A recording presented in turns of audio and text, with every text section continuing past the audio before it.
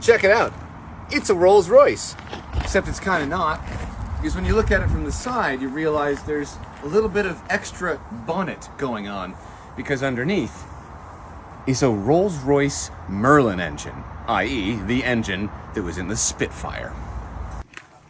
That means it has a 27-liter V12 engine that makes almost 1,000 horsepower and over 1,000 pound-feet of torque. It's so complicated to start up that there's actually a written startup procedure because it's from an airplane. Let's see what it sounds like.